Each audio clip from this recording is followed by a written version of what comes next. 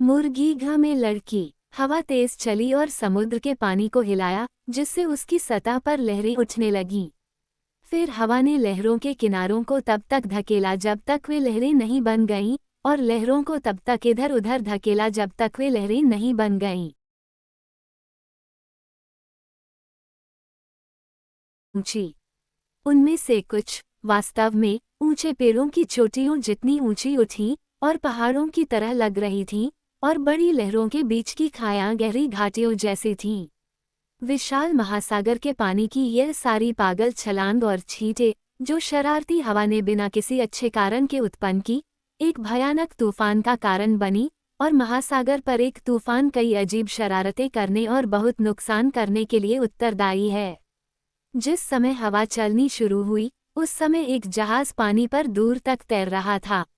जब लहरें उछलने लगीं और बड़ी होने लगीं, तो जहाज ऊपर नीचे लुढ़कने लगा और एक तरफ झुकने लगा, पहले एक तरफ और फिर दूसरी तरफ, और इस तरह से इधर उधर हिलने लगा कि नाविकों को भी रस्सियों और रेलिंग को मजबूती से पकड़ना पड़ा ताकि वे हवा से बह न जाएं या समुद्र में न गिर जाएं।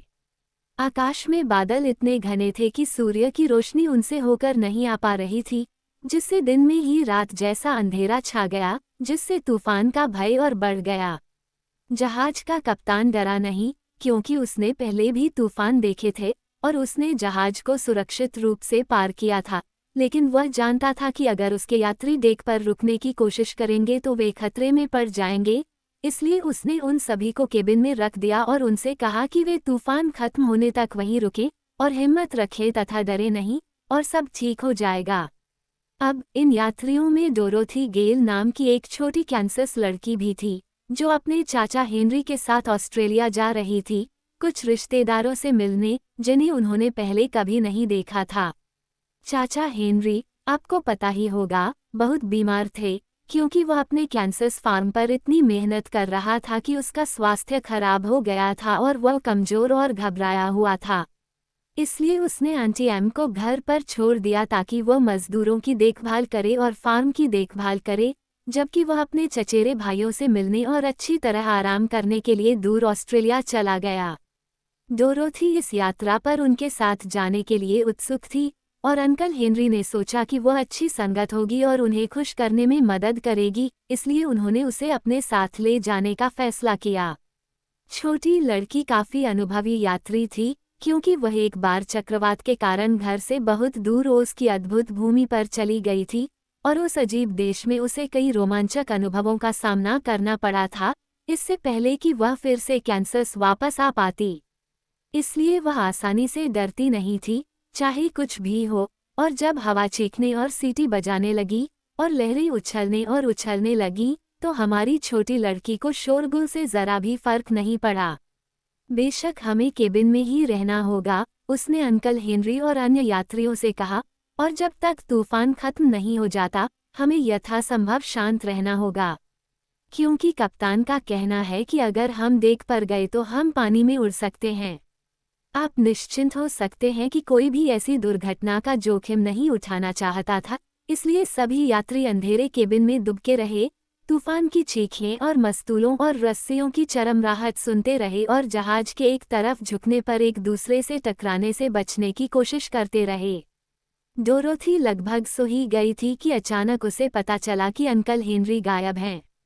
वो कल्पना नहीं कर पा रही थी कि वह कहाँ चले गए हैं, और चूंकि वह बहुत ताकतवर नहीं थे, इसलिए वह उनके बारे में चिंता करने लगी, और उसे डर लगने लगा कि शायद वह इतने लापरवाह हो गए होंगे कि डेक पर चले गए होंगे।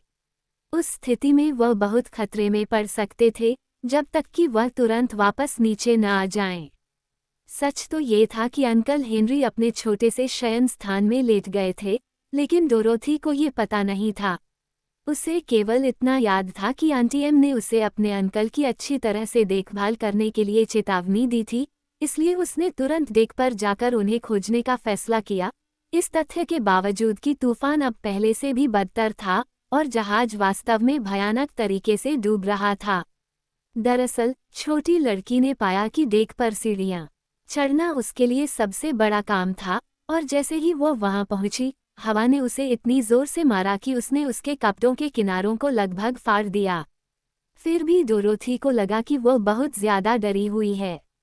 तूफान का सामना करने में एक तरह की खुशी भरी उत्तेजना, और जब वह रेलिंग को मजबूती से पकड़े हुए थी तो उसने अंधेरे में इधर उधर देखा और उसे लगा कि उसने एक आदमी की धुंधली आकृति देखी है जो उसके पास ही एक मस्तूल से चिपका हुआ है। यह शायद उसका चाचा था, इसलिए उसने जितनी जोर से हो सके पुकारा, चाचा हेनरी, चाचा हेनरी। लेकिन हवा इतनी तेज चीख रही थी कि उसे अपनी आवाज भी सुनाई नहीं दे रही थी और आदमी भी उसकी आवाज नहीं सुन पा रहा था क्योंकि वह हिला भी नहीं था। डोरोथी ने तय किया कि उसे उसके पास जाना चाहिए, इसलिए वह तूफान के शांत होने के दौरान आगे की ओर भागी, जहां एक बड़ा चौकोर मुर्गीघर रस्सियों से डेक से बंधा हुआ था। वह सुरक्षित रूप से इस स्थान पर पहुंच गई, लेकिन जैसे ही उसने मुर्गियों को रखे गए बड़े बक्से की पट्टियों को मजबूती से पकड़ा, हवा ने, जैसे कि छोटी लड़की द्वारा उसकी शक्ति का विरोध करने की हिम्मत करने पर क्रोधित हो, अचानक अपना प्रकोप दोगुना कर दिया। एक क्रोधित दानव की तरह चीख के साथ उसने पिंजरे को पकड़ने वाली रस्सियों को तोड़ दिया और उसे हवा में ऊंचा उठा दिया, जबकि डोरोथी अभी भी पट्टियों से चिपकी हुई थी। वो इधर उधर घूमती रही और कुछ ही क्षणों बाद मुर्गीघा समुद्र में बहुत दूर जा गिरा, जहां बड़ी लहरों ने उसे पकड़ लिया और उसे ऊपर की ओर एक झागदार शिखर पर ले गई और फिर नीचे की ओर एक गहरी घाटी में ले गई, मानो वह उन्हें खुश रखने के लिए एक खिलौने से अधिक कुछ नहीं था। डोरोथी ने अच्छी तरह से झुककर काम किया, आप निश्चिंत हो सकते हैं, लेकिन उसने एक सेकंड के लिए भी अपनी सूझबूझ नहीं खोई। उसने मजबूत स्लैट्स को मजबूती से पकड़ रखा था और जैसे ही वह अपनी आंखों से पानी निकाल पाई, उसने देखा कि हवा ने कॉप से कवर को फाड़ दिया था और बेचारे मुर्गियां हर दिशा में उड़ रही थीं, हवा से उड़ रही थीं, जब तक कि वे बिना हैंडल वाले पंखों वाले डस्टर की तरह नहीं दिखने लगीं। कॉप का निचला हिस्सा मोटे तख्तों से बना था, इसलिए डोरोथी ने पाया कि वो एक तरह की बेड़ा से चिपकी हुई थी, जिसके दोनों तरफ स्लट्स थे जो आसानी से उसका वजन उठा रहे थे। अपने गले से पानी बाहर निकालने और फिर से सांस लेने के बाद वह स्लट्स पर चढ़ने में कामयाब रही और कॉप के मजबूत लकड़ी के तल पर खड़ी हो गई, जिसने उसे आसानी से सहारा दिया। क्यों, मेरे पास अपना एक जहाज है, उसने सोचा। अपनी स्थिति में अचानक आए परिवर्तन से वह डरी हुई नहीं, बल्कि अधिक प्रसन्न थी, और फिर जब कॉप ने उसे देखा तो वह आश्चर्यचकित हो गई। जब वह एक बड़ी लहर के शीर्ष पर चढ़ गई तो उसने उत्सुकता से उस जहाज की ओर देखा जिससे वह बह गई थी। इस समय तक वह बहुत दूर जा चुका था, शायद जहाज पर सवार किसी ने भी उसे नहीं देखा था या उसके अजीबोगरीब रोमांच के बारे में नहीं जानता था। लहरों के बीच घाटी में नीचे उतरते समय कॉप ने उसे बहा दिया, और जब वो एक और शिखर पर चढ़ी तो जहाज एक खिलौना नाव की तरह लग रहा था, वह बहुत दूर था।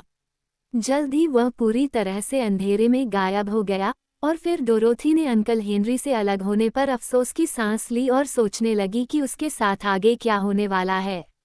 अभी वह एक बड़े महासागर की गोद में छटपटा रही थी, उसके पास तैरने के लिए कुछ भी नहीं था, सिवाय एक लकड़ी के दयनीय मुर्गीघा के, जिसका निचला हिस्सा तख्तों से बना था और किनारे स्लेटेड थे, जिससे पानी लगातार छलक रहा था और उसकी त्वचा तक भीग रही थी। और जब उसे भूख लगी तो खाने के लिए कुछ भी नहीं था, जैसा कि उसे जल्द ही होने वाला था, और पीने के लिए ताज़ा पानी और पहनने के लिए सूखे कपड़े भी नहीं थे। ठीक है, मैं घोषणा करती हूँ, उसने हंसते हुए कहा, तुम बहुत मुश्किल में हो डोरोथी गेल, मैं तुम्हें बता सकती हूँ, और मुझे जरा भी अंदाजा नहीं है कि तुम इससे कैसे बाहर निकलोगी।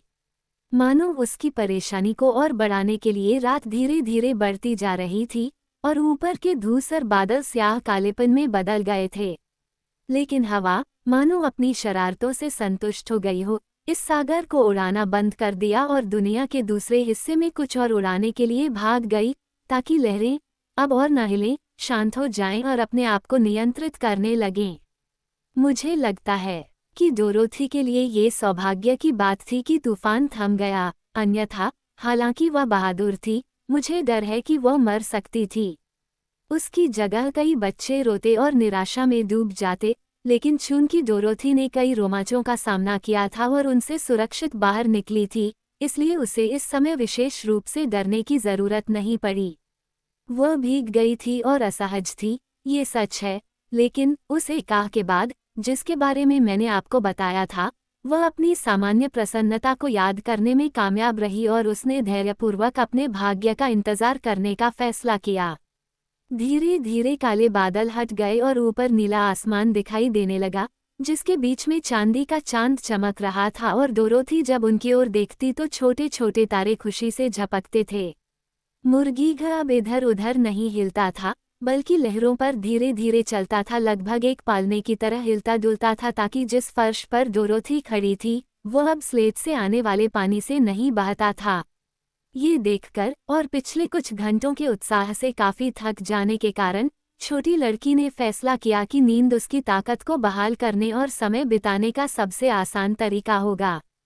फर्श गीला था और वह खुद भीग रही थी, लेकिन सौभाग्य से यह एक गर्म जलवायु थी और उसे बिल्कुल भी ठंड नहीं लग रही थी।